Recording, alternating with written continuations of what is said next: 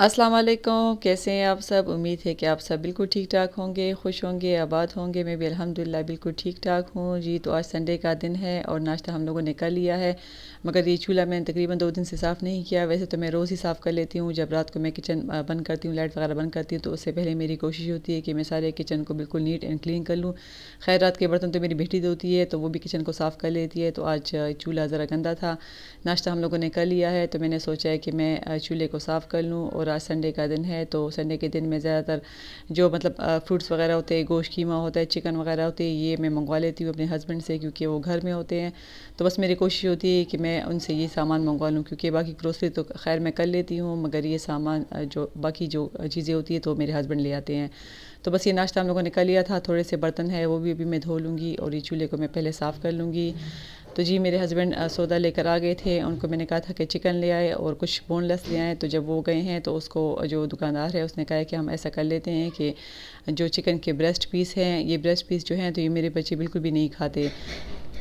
तो क्या किया है कि चिकन के जो ब्रेस्ट पीस हैं उनको निकाल लिया है अलग से, और बाकी पीस तो बच्चे खाते हैं। मेरे बच्चे ज़्यादातर लेग पीस खाते हैं, या फिर दूसरे जो हड्डियों वाले पीस होते हैं वो खाते हैं। ये वाले पीस बिल्कुल भी नहीं खाते, क्योंकि उनसे खाया नहीं जाता। तो बस ये उन्होंने इस तरह कर लिए कि इसको बिल्कुल निकाल लिया है उसे। तो इससे मैं कुछ पेटीज़ वगैरह कुछ भी बोनलेस चिकन मुझे पकाना होगा तो ये उसमें यूज़ हो जाए। तो इसको मैं अच्छे तरीके से धो लूँगी। पहले मैं इसको पानी में थोड़ी देर के लिए भिगो दूँगी, और इसमें थोड़ा सा मैं नमक डाल देती हूँ। तो इसमें जो ये रेड रेड इसका कलर होता है, ये बिल्कुल वाइट हो जाता है पानी डालने से। तो ये कुछ देर के लिए मैं छोड़ दूँगी, उसके बाद मैं साफ़ पानी से धो लूँगी।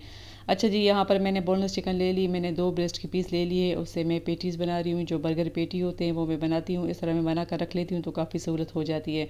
तो मैं मुख्तलिफ़ तरीक़ों से इस पेटीज़ को बनाती हूँ। ये मैंने इस दफ़ा बनाए हैं। तो ये आप देख सकते हैं कि मैंने एक मतलब नाप का एक गोला से ले लिए एक, और उसको मैंने एक शॉपर में डालकर तो ऊपर से मैं प्रेस करती हूँ, तो ये एक ही साइज़ के बन जाते हैं। और मैं पेटीज़ भी जब बनाती हूँ तो मैं बड़े साइज़ के बनाती हूँ, क्योंकि अक्सर जो बर्गर बन होते हैं वो साइज़ में ज़रा बड़े होते हैं। तो यहाँ पर मेरी बेटी भी मेरे साथ लगी हुई है, हम दोनों लगे हुए हैं, और इसको मैं बना रही हूँ। यहाँ पर मैंने 2 एग ले लिए, इसमें थोड़ा सा मैंने दूध भी डाल लिया है, और ब्रेड क्रम्ब मेरे पास थे, तो ये ज़रा मोटे मोटे थे, इसको मैंने चॉपर में और भी पीस लिया है। और इस तरह मैं बनाकर तो फ्रीज़ कर लूँगी, तो काफ़ी सहूलत हो जाती है। तो ये देखिए, इतना ज़्यादा मैस हो जाता है कोई भी काम करने से, जो कुछ काम ज़रा ज़्यादा होता है। तो ये मेरे बर्तन भी जमा हो गए हैं, दोपहर को खाना खा के धोए नहीं थे, ये भी साफ़ करने। उसके बाद मैं लगी थी पेटीज़ बनाने के लिए, बच्चों के लिए, स्कूल के लिए। तो ज़रा जब पेटीज़ बनते हैं तो इस तरह का मैस तो हो जाता है। तो वो चिकन मैंने धो ली, उसको मैंने संभालना है। और ये है मेरी पेटीज़, इसको भी चिकन पेटीज़, मेरी नहीं सॉरी, चिकन बर्गर पेटीज़ है, इसको भी मैंने संभालना है, चॉपर धोना है। और ये भी सारे गर्म हैं। अच्छा, मैं आपको दिखाती हूँ कि पेटीज़ कैसे बने हैं। तो जी, ये देखें, ये पेटीज़ बन गए हैं माशाल्लाह से।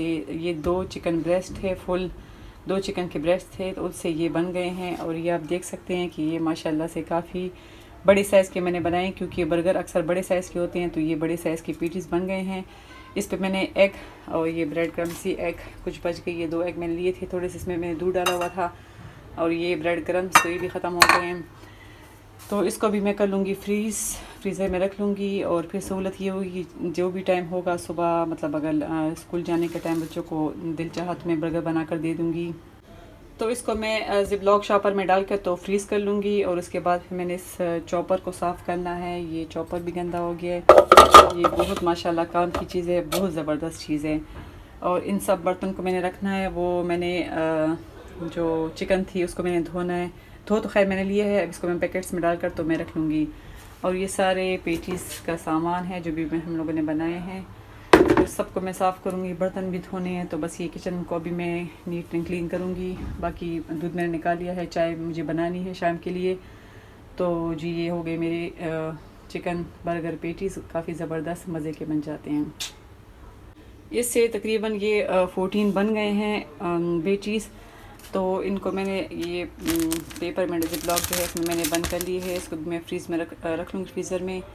तो बस तकरीबन 4 यूज़ होंगे, क्योंकि 4 बच्चे हैं माशाल्लाह से। तो 4 ये बर्गर बनेंगे, तो ये 2 टाइम के लिए हो जाएंगे, और कुछ ये हो जाएंगे लंच के लिए भी काफ़ी ज़्यादा अच्छे हैं। इसके अलावा 2 ब्रेस्ट पीस जो हैं तो वो पड़े हुए हैं। ये फ़िलहाल 2 से बने हैं, 4 मैंने मंगवाए थे, तो 2 से बन गए हैं, 2 अभी रहते हैं। तो इंशाल्लाह आज के लिए इतना ही, और फिर मैं कल दोबारा बना लूँगी, 1-2 दिन बाद बना लूँगी। ख़त्म होने वाले होंगे तो मैं बना लूँगी। तो मैंने इस तरह इसको रख ली है, अब मैं इसको फ्रीज़र में रख लूँगी। अच्छा, तो जी ये सुबह का टाइम है और मैं बच्चों के लिए स्कूल के लिए लंच बना रही हूँ। तो मैंने यहाँ पर प्लेन पराठे निकाल रही हूँ। आज मैं उनके लिए रोल बना रही हूँ। खैर एक बेटी के लिए मैं बर्गर बना लूँगी क्योंकि उसको रोल पसंद नहीं है। तो मैं अक्सर अपने पास फ्रीज़र में प्लेन पराठे भी खामखा रखती हूँ क्योंकि बहुत ज़्यादा अच्छे होते हैं। तो यहाँ पर मैं प्लेन पराठे में निकालूँगी। और कल मैंने अपने हस्बैंड से सीख कबाब भी मंगवा लिए थे क्योंकि सीख कबाब में इस प्लेन पराठे में मैं डालकर तो रोल सा बना लेती हूँ और काफ़ी मज़े का बन जाता है और बच्चों का पेट भी भर जाता है। तो इस तरह मैं रोज़ाना लंच में कुछ ना कुछ डिफरेंट देती हूँ। अगर मैं इसी तरह मुसलसल या रोल देती जाऊँ या फिर मैं बर्गर देती जाऊँ तो बच्चों का दिल फिर नहीं करता। तो इसलिए एक दिन मैं रोल बना कर देती हूँ, एक दिन मैं फिर एग वाला सैंडविच बना देती हूँ और एक दिन फिर मैं इस तरह का बर्गर बना कर दे देती हूँ। तो यहाँ पर मैंने प्लेन पराठा निकाल लिए, उसको मैं तल लूँगी और यहाँ पर मैं 2 बर्गर भी बना लूँगी। कुछ बच्चे अभी सुबह नाश्ते में खा लेंगे क्योंकि चाय तो वो लोग पीते नहीं हैं, तो कुछ वो लोग नाश्ते में खा लेंगे और कुछ जो है तो वो स्कूल ले जाएंगे। तो बस ये रूटीन होती है सुबह की, क्योंकि सुबह उठना होता है, बच्चों को तैयार करना होता है। तैयार तो वो खुद हो जाते हैं मगर उनके बाल बनाने होते हैं, उनकी पानी की बोतल बननी होती है और इसी तरह काम करना होता है। तो जी ये मैं दिखा देती हूँ क्योंकि काफ़ी ज़्यादा कमेंट्स आए थे कि प्लीज़ आप प्राइस बता दें जो जेंट्स के कपड़े लेकर आई थी। तो बस बहुत कमेंट्स आए थे तो मैंने कहा कि मैं आप लोग साथ शेयर कर लूँ। तो ये तो मैंने लट्ठा लिया था, इसको भी मैंने श्रिंक किया है और ये श्रिंक करने के बाद कुछ इस तरह सा हो गया है क्योंकि ये लट्ठा है तो ज़रा अकड़ा अकड़ा कपड़ा है। इसी तरह मेरे हस्बैंड को भी पसंद है और मेरे बेटे को भी। अच्छा, तो ये मैं लट्ठा जो लेकर आई थी तो ये 2000 रुपीज़ का मुझे उसने दिया है। हालांकि इसकी प्राइस पता नहीं क्या थी मगर मैंने तो खैर इतनी बार्गेनिंग नहीं की, मगर उन्होंने फिर मुझे ये 2000 का दे दिया था। तो ये 2 सूट में लट्ठे की लेकर आई थी, वाइट लट्ठा है ये दोनों। और इसके साथ इसको मैंने भी श्रिंक किया है तो इस तरह हुआ है, इसको भी टेलर को देना है। अच्छा, इसके साथ ये मैं जो यूनिफॉर्म की शलवार का कपड़ा होता है तो ये वो वाला कपड़ा है। अच्छा, ये जो है तो ये वो शलवारों के लिए मैं कपड़ा लेकर आई थी, ये भी काफ़ी अच्छा कपड़ा है। इसको भी मैंने श्रिंक किए क्योंकि अक्सर ये भी श्रिंक हो जाते हैं।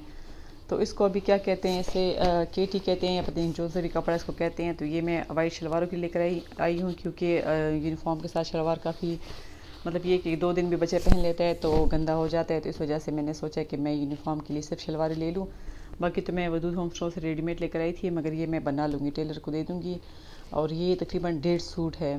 तो देखो अब 1.5 सूट से कितने बनते हैं, 3 शलवारें बनते हैं साइज़ में, 2 छोटे 2 बड़े या फिर जितने भी बनते हैं। अच्छा, इन कपड़ों के बारे में पूछा है तो ये मैं प्राइस के साथ आप लोग को दिखाती हूँ। अभी असल में मेरे भाई आए नहीं हैं, वो आएंगे इंशाल्लाह तो वो ये लेकर चले जाएंगे। अच्छा, तो ये सूट भी 1000 का है, काफ़ी मुनासिब प्राइस है, बहुत ज़बरदस्त प्राइस है। यही सूट जो आप लोग सदर में लोगे तो सदर में इनकी प्राइस काफ़ी हाई हो जाती है। तो ये भी 1000 का है और ये भी 1000 का है। सारे सूट जो हैं तो ये 1000 के हैं। ये भी 1000 का है, इसके कलर देख सकते हैं, कपड़ा भी काफ़ी अच्छा है। और यही सूट होते हैं जो हम लोग सदर से 1800 और 2000 का लेकर आते हैं। मगर अच्छा, एक दफ़ा मैंने पूछा था जो सदर में दुकानदारों से, मैंने पूछा था कि आप लोगों की प्राइस हाई होती है और जो शाहीन बाज़ार है या चमन बाज़ार है वहाँ की कीमतें काफ़ी मुनासिब होती है, तो क्या फ़र्क है, हालांकि कपड़ा एक जैसा होता है। तो उन्होंने कहा कि हम लोग के जो शॉप्स के हैं तो उनके रेंट है, मतलब किराए हैं, और जो शाहीन बाज़ार है या चमन मार्केट जो भी हो गया उनके रेंट नहीं है, मतलब उनके किराए नहीं है। अगर किराए हो है भी तो कम है, सदर में किराए काफ़ी ज़्यादा है। तो इस वजह से हम लोग की प्राइस हाई है और वो लोग जो है तो प्राइस कम कर देते हैं। तो बस शायद ये वजह होगी। हालांकि यही कपड़े हैं, मैं सदर से भी ले चुकी हूँ और मैं हर जगह से लेती हूँ, जहाँ से मुझे अच्छा लगता है तो मैं ले लेती हूँ, मगर प्राइस यहाँ की काफ़ी मुनासिब है। अच्छा, ये वाइट जो सूट है तो ये मैंने 1200 का लिए अपने भाई के लिए। ये थोड़ा सा मतलब मुझे ज़रा क्वालिटी खैर ज़रा इसकी चेंज की है, फिर कलर का वजह होगा, लेकिन ये जो है तो ये 1200 का मिला है मुझे। तो ये सूट है तो सारे मैंने जो मेरे बेटे के हस्बैंड के थे वो तो मैंने स्ट्रिंग कर लिए। शलवारों का कपड़ा भी स्ट्रिंग हो गया जो यूनिफॉर्म के साथ है, और ये भी पड़े हुए हैं, जब वो लोग आएंगे तो इंशाल्लाह ले जाएंगे।